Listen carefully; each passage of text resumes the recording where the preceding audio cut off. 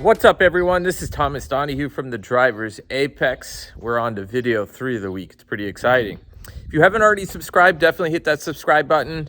If you like this video, hit that like button. And as always, if you have any comments, drop them in the comments section. So today, we're going to install the Motorsport hardware stud kit for the E30. So let's roll to that. Before we install the stud kit, we've obviously got to raise the car, but we've also got to get these caps off. I'll show you how to get the caps off, and then we need to loosen the bolts. You don't want to do that while the car is in the air. It's kind of a pain. So let's put this down. We'll loosen the bolts, and let's do a little time lapse.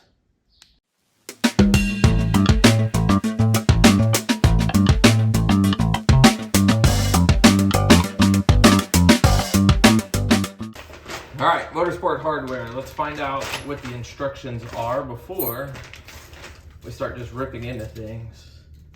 Don't lie, you know we all like to do that, but I don't want to end up breaking any bolts, anything else like that. It's a cool sticker.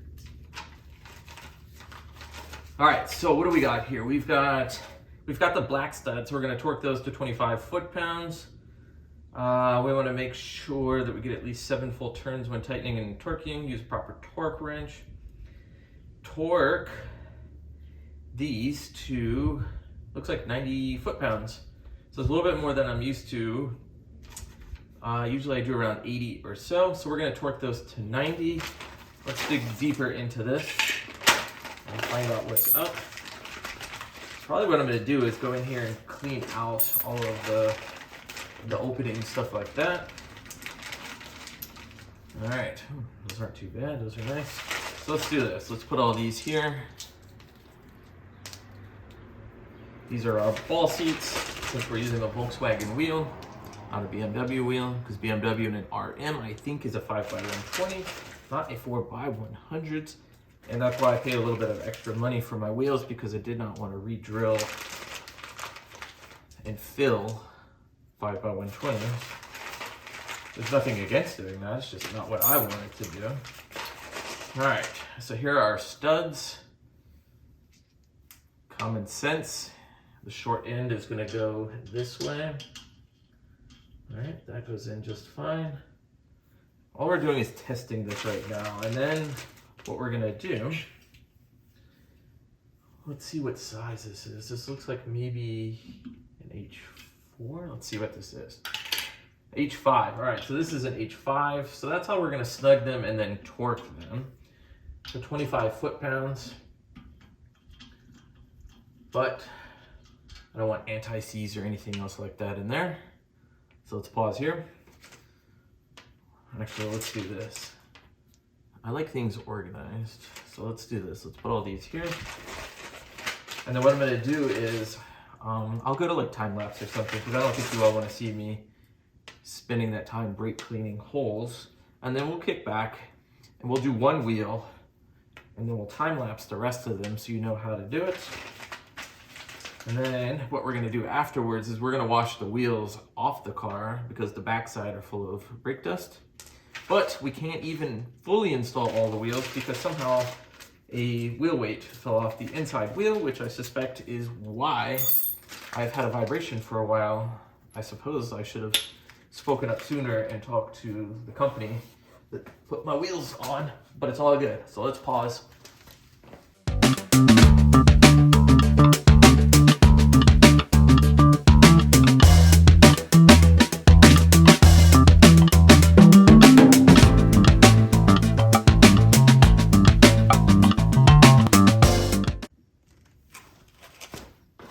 All right, so let's just clean these threads off, the ones I'm going to use, just in case there's a little bit of oil or something, which from machining, that'll make sure that the Loctite works better. So let's just do the 4 here since it's a 4x100.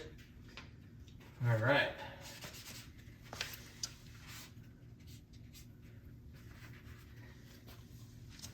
Let's pull that off. All right, so I've got my torque wrench, but it's not a click. I can't find my click, so we're gonna do the best we can to get 25 foot-pounds without going bonkers. So let's just double check here. Clean wheel hub threads with pipe cleaner and solvent if necessary. That's what we did. Install the stud into the hub with medium blue thread locker and torque to spec. So that's what we've got. We've got blue thread locker here. It's our Permatex. I don't think we probably need a whole lot, but we certainly need enough that they don't back out. Now I don't know if we're going to have to hold the brake pedal down while we torque these down, or if 25 foot-pounds is not that big of a deal and it won't matter. I'm not yet sure. We'll have an assistant with me today. If need be, we'll have them hop in the car and hit the brake pedal. So let's just keep applying thread locker. Let's go around. And then we'll reapply anti-seize to the surface here to make sure that we just get a good, clean, non-rusty surface between the wheel and the hat of the brake. All right. So, 25 foot-pounds. Let's get on my knee here.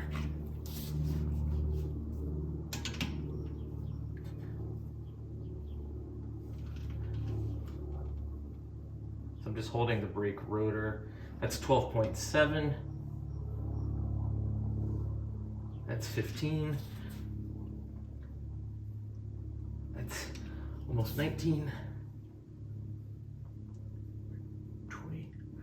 24.5. All right, so that's 25.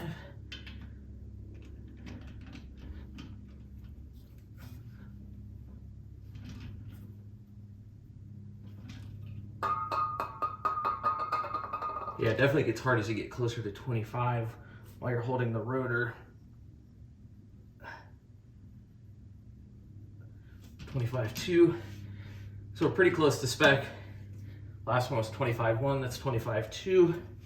So as long as we're 24.9, 25.3, thereabouts, I'm sure there's a plus minus for torquing these.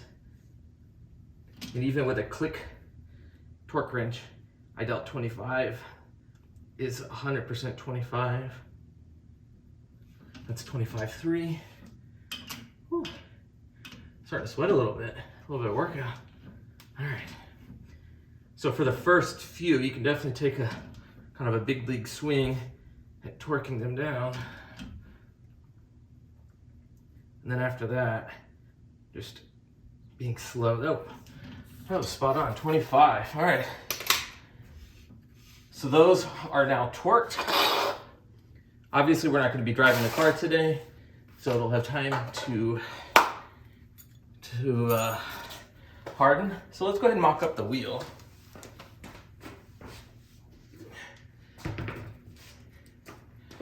Now, if you're watching the first video, I was talking about how I had a little bit of a wheel wobble. Now in the front, that could be relative to that wheel weight that just fell off.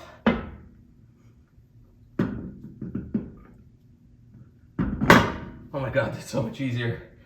If you're using the BMW wheel bolts, you can't do that. Yes, it comes with the tool that allows you to center it on there, but yeah, that's so much easier. Oh my gosh, that's awesome. So we're not gonna torque this all the way down because I need to wait for the tire shop to come out. Either they'll come out, it's a mobile service, it's Tread Connection in Tucson. They do great work. They're one of the few places that will work with a 2 or 3 piece wheel. Could have just been chance that something happened with the wheel weight. I don't see it as their fault. Stuff happens. So either they'll come out or I'll meet with them. I totally don't mind meeting them. There's really no need for them to come all the way out here. If I could just throw maybe the 2 front wheels in the car and just have them rebalance them. That's already substantially better. Let's find a socket. That way I'm not doing that by hand. That looks silly. It's probably a 17.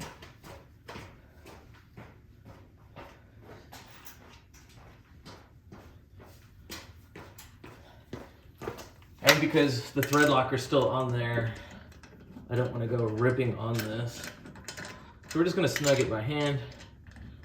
Look at that. And then what I'll do is I'll count to make sure that there's a full 7 turns. I think there are a full 7 turns. I'm not too worried about that. So these are 44 millimeters long. This is what stock or OEM would be. So you can see we can still put the wheel cover on, and I'll show you. So if you're not using wheel spacers and you're using the stock wheels, in this case, 44 millimeters, your friend. I have no desire to run spacers, which is why I had these wheels built to the size that I had them built. You'll notice in the time-lapse video how I was messing with these. These don't come off in the same way that Euro weaves or basket weaves do. So if you have Euro weaves or basket weaves, you would use this tool to pop off the covers. But in RM, it's like a spring press fit. So what you need to use, what I like to use is a door trim tool with a towel on it, if I can find it.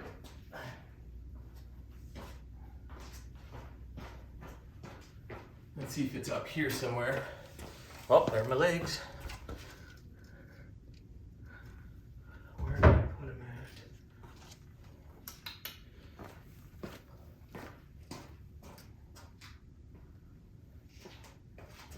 Let's look at here.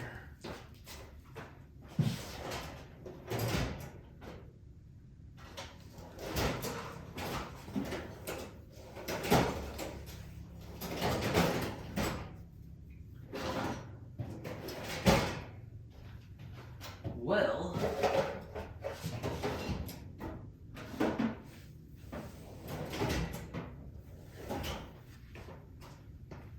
it's a lot of time to spend looking at some pretty wheels. At least you're looking at pretty wheels, like good looking wheels.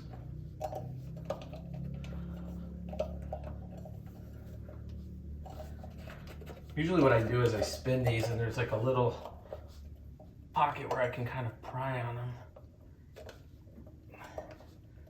There we go. Yeah, so you can see those fit just fine in there. That is much preferred to that of using the wheel bolts. So wheel studs are our friends. If you're curious, it's Motorsport Hardware.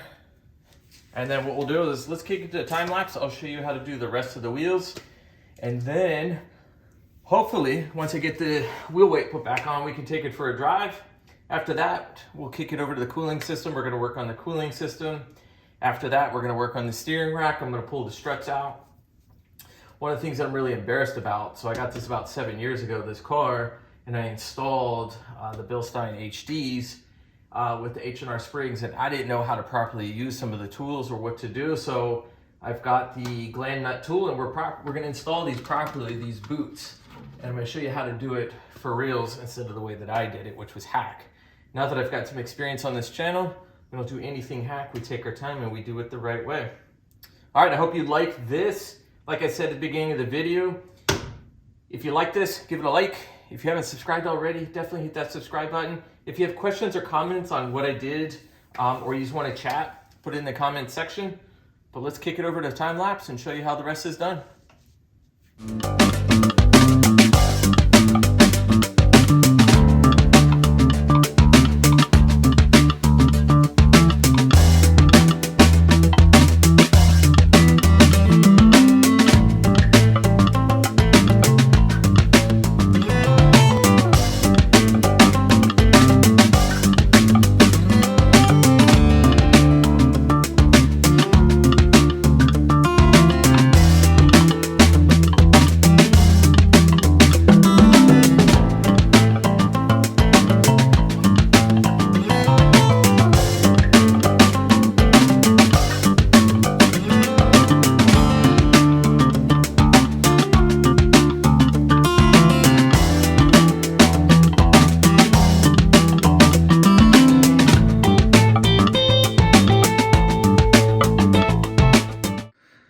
All right, I am tired. It's getting a little hot as well. So we got the Motorsport hardware studs installed. That actually wasn't that big of a deal. Just make sure you take your time, clean out everything, make sure there's no grease, debris, stuff like that. Use thread lock, torque to 25 foot-pounds. And then it's much easier to put your wheels on. Holy moly. Maybe what I'll do is, I haven't taken a video of yet, but I'll do a quick little shot of me putting the wheels on and show you just how much easier it is. It's night and day difference. It makes my life so much easier. So I'm super thankful for that. Just waiting on the tire shop to give me a call back. It's a Sunday. Probably won't get a call back until Monday or Tuesday. Not a big deal. If need be, I can go to a local place like Firestone and get it taken care of. But I like the place that I'm working with. They've got good service, so we'll see where it goes from there. Might as well have cleaned the wheels, so there'll be a little piece here in the video that you saw of cleaning the wheels. Might as well, makes sense.